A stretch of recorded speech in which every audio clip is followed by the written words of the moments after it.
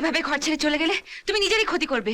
বিক্রমকে তুমি চেনো না, ও একটা বদমাশ লম্পট গুন্ডা। ও তোমার তোমার সর্বনাশ করে ছাড়বে। এসব কথা বলা তুমি কে? মোনা, আমি তোমার আর এই বাড়ির ভালো চাই বলে বলছি। চৌধুরী বাড়ির মান সম্মান নিয়ে কেউ খেলুক, আমি তা হতে দেব না। এসব কথা তাকেই মানায় যার নিজের কোনো ইজ্জত থাকে। ছেড়ে দাও আমায়। ছাড়ো মোনা, আমার প্রাণ থাকতে আমি তোমাকে এই ভুল করতে দেব না। যেও না মোনা, ছেড়ে দাও আমায়, বাধা দিও না। মোনা ছাড়ো বলছি। আমার কথা শোনো মোনা, দাঁড়াও, আমার কথা শোনো। মোনা,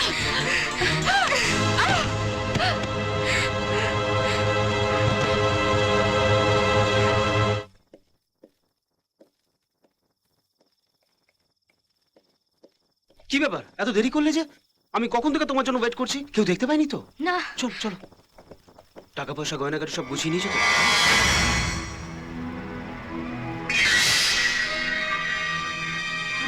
এই, যা যা এখান থেকে। হাই পাগল, যা এখান থেকে। কি হলো? বললাম না নিজের ঘরে যা, নইলে আমার হাতে মরবি কিন্তু। যা নিজের ঘরে যা।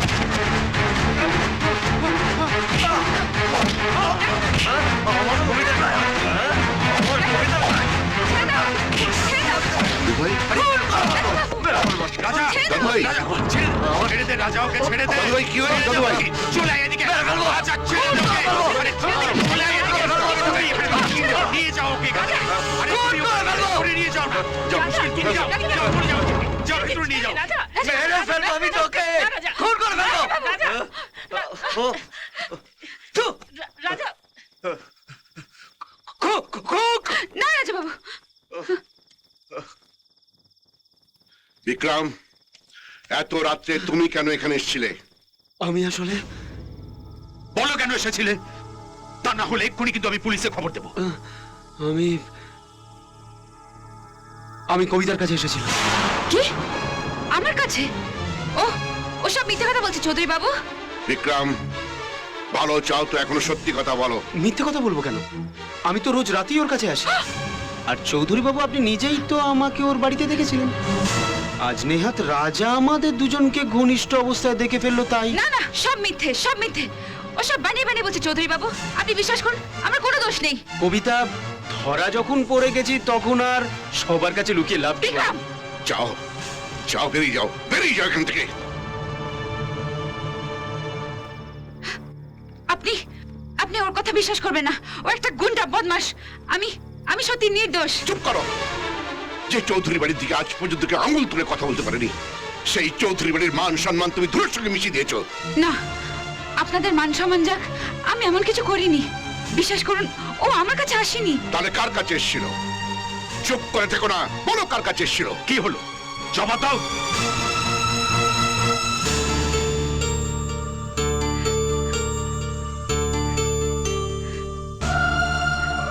আমি আপনাদের কাছে জোর হাত করে মিনতি করছি, ও কথার জবাব চাইবেন না। আমি আমি বলতে পারবো না।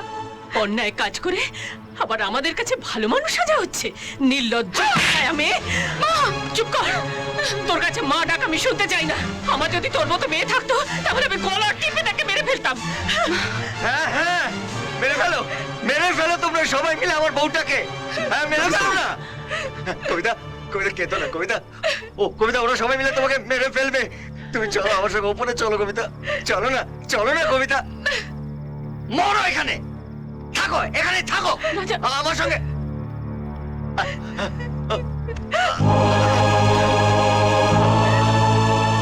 দাদু, আজ কিন্তু তোমাকে একটা সিদ্ধান্ত নিতেই হবে। এ বাড়িতে ওই মেয়েটা থাকবে নাকি আমার ছেলে মেয়েরা? চলে এসো মা। রঞ্জিত, অন্নপূর্ণা, রঞ্জিতকে বলো সময়ের জন্য অপেক্ষা করতে। এই অসময়ে ও যেন আমার আর পরীক্ষা না নেয়। মোনা, আজ কথা মতন সমস্ত গয়না আর টাকা নিয়ে আমার সাথে দেখা করবে। রাতেই বোম্বে রওনা দেবো। কথার খেলাপ করলে তোমার নোংরা ছবি আর চিঠি পরশুর কাগজে দেখতে পাবে। চৌধুরী বংশের বড় মুখে কলঙ্কের কালি লাগাতে ওই ছাপার কালিই যথেষ্ট, তা কিন্তু খেয়াল রেখো। বিক্রম।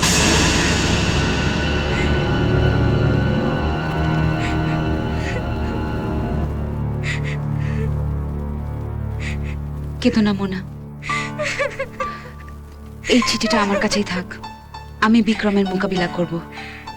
আগেই তোমার আমার জন্য বদনাম হয়েছে, আমি চাই না তুমি আর কষ্ট পাও। না মোনা, আমার কথা ভেবো না। তুমি বনেদি বাড়ির মেয়ে, কত সম্মান তোমাদের। তোমার নামে বদনাম হলে লোকে চৌধুরী বাড়ির ওপরে আঙুল ওঠাবে। না, তার আগেই আমি মরে যাব, এছাড়া আমার কোনো পথ নেই। মোনা, ছেলে মানুষই করো না। আমার বাধা দিও না, মরতে দাও, ছেড়ে দাও মোনা, আমায়।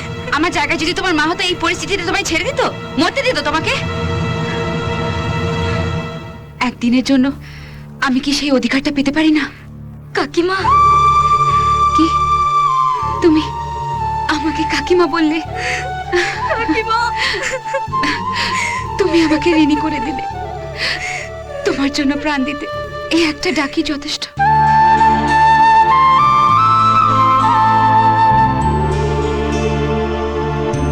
আসতে পারি?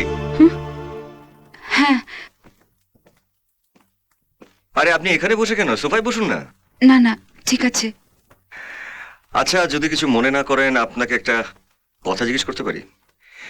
মানে আমি যখন পাগল ছিলাম, তখন কি আমি আপনার সঙ্গে এভাবে সম্মান নিয়ে কথা বলতাম, না আপনার সঙ্গে আমি অনেক দুর্ব্যবহার করেছি? না মানে আসলে আমি ভাবছি যে তখনকার সেই দুর্ব্যবহারের জন্য আপনার কাছে আমি ক্ষমা চাইবো, না আপনি আমার যে উপকার করেছেন তার জন্য আপনাকে আমি ধন্যবাদ জানাবো। উপকার? দেখুন, বৌদি আমাকে সব কথা জানিয়েছে। আমি জানি যে এই নিঃস্বার্থ উপকারের ঋণ শোধ করার মতো নয়, তবু আমাদের সবার তরফ থেকে আপনার জন্য একটা ছোট্ট উপহার। নিন, ধরুন। দেখুন, এর পরেও যদি আপনার কোনো অসুবিধা হয়, আপনার কোনো কিছুর প্রয়োজন হয়, আপনি আমাকে বলবেন, আমি তো আছি। কি হলো? আচ্ছা রাজবাবু, আপনার তখনকার কোনো কথা মনে নেই? না, আসলে মানে আপনি যদি আমাকে কিছু মনে করিয়ে দেন, হয়তো মনে পড়তে পারে। আমি আচ্ছা, যেদিন আপনি আমাকে প্রথম দেখলেন, হ্যাঁ সেদিন আমি কি করছিলাম? হ্যাঁ, সেদিন আপনি এখানে এখানে একটা স্টেজ বানিয়ে তার উপরে আপনি দাঁড়িয়ে একটা মাইক্রোফোন নিয়ে কখনো অঞ্জনদা কখনো সুমনদার গান গাইছিলেন, আর আমি ওইখানে লুকিয়ে দাঁড়িয়ে আপনার কাণ্ড দেখছিলাম। আর আপনি যখন নিজের গান গাইতে শুরু করলেন, তখন আমি আর হাসি সামলাতে পারিনি। আর এখানে এসে আপনি আমার হাত ধরে ফেললেন। ভয়ে আমার প্রাণ যায় যায়। তারপর আমি কোনো রকমের হাতটা ছাড়িয়ে ওই দিকে আমার রুমে পালিয়ে যাই। তারপর তারপর আমি আপনার গান শুনতে পাই। হাজার কবিতা বেকার সবিতা। তার কথা কেউ বলে না। হ্যাঁ হ্যাঁ, আপনার মনে পড়ে গেছে?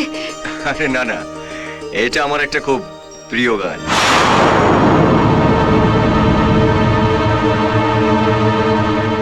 আর কিছু? হ্যাঁ,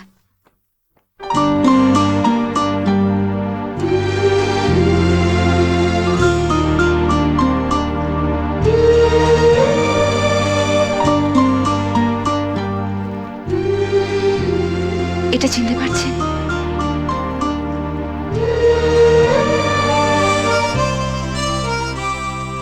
এটা তো একটা ওড়নার মালা। হ্যাঁ, আপনারই বানানো। একদিন আপনি আমার ওড়না কেড়ে নিয়েছিলেন, আর সেটা দিয়ে এই মালাটা বানিয়ে আমার গলায় পরিয়ে দিয়েছিলেন। আর আর সেই দিন থেকে আপনি আমাকে নিজের বউ ভাবতে শুরু করেন।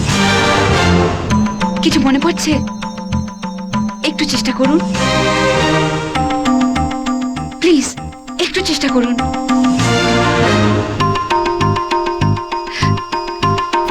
কিছু মনে পড়লো? একটু ভাবুন।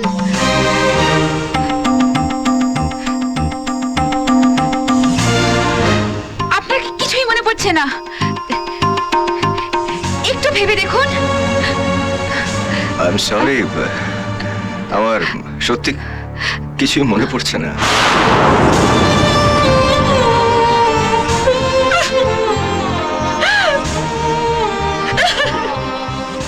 শুনুন প্লিজ, আপনি কবিতা,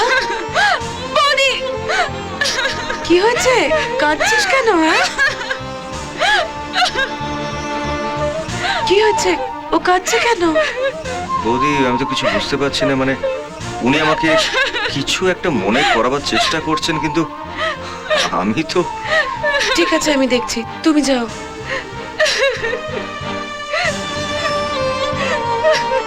কি হয়েছে?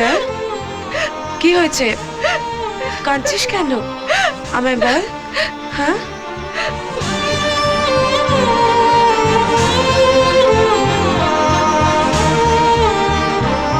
বৌদি, বৌদি আমাকে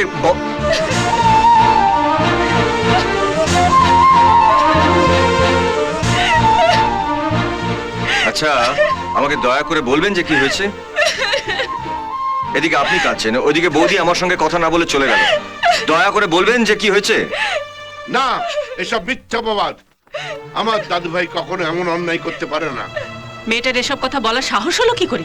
ও যে একটা বাজারি মেয়ে সেটা আজও প্রমাণ করে তবে ছাড়লো। বাবা, আমি কিন্তু তোমাদেরকে আগেই বলেছিলাম যে এই ধরনের মেয়েরা বিষের থেকেও বিষাক্ত হয়। সেদিন তোমরা আমার কথা শুনোনি। এখন খেলা সামলাও। আর আমি কি জানতাম যে ও আমাদের বিশ্বাসের সুযোগ নিয়ে আমাদের মান সম্মান নিয়ে এভাবে ছেলেখেলা করবে? আসলে দাদু ভাইয়ের প্রতি স্নেহ আমাকে অন্ধ করে দিয়েছিল। আজ বুঝতে পারছি, এবারের বউ হবার অভিসন্ধি নিয়েই ও এখানে এসেছিল। ঠিক তাই, যাকেও আমাদের বংশের বলে দাবি করছে সেই পাপ আসলে বিক্রমের। না, সব মিথ্যে কথা। আপনারা আপনারা ভুল ভাবছেন।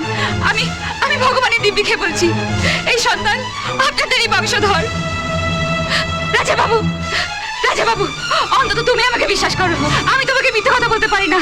এই সন্তান তোমার, তোমার রাজা বাবু। দয়া করে রাজা বাবু আমাকে বিশ্বাস করো। রঞ্জিত, বিশ্বাস করো ওকে রাজা বের বাবু। করে দে। রাজা বাবু, রাজা বাবু, রাজা বাবু, রাজা বাবু, আমার উপরে দয়া করো রাজা বাবু। আমাকে বাড়ি থেকে তাড়িয়ে দিও না। আমি আমি বাড়ির এক করে তোমার দাসী হয়ে থাকবো। রাজা বাবু, চলো। না, শোনো দিদি, দিদি তুমি তো সব জানো দিদি। চলো। আমাকে বোঝাও দিদি। দিদি, বেরিয়ে যাও। ছাড়ো। না, মা, মা, আপনি না মা, আমার জন্য না হোক, আমার নিষ্পাপ সন্তানের জন্য আমাকে থাকতে দিন মা।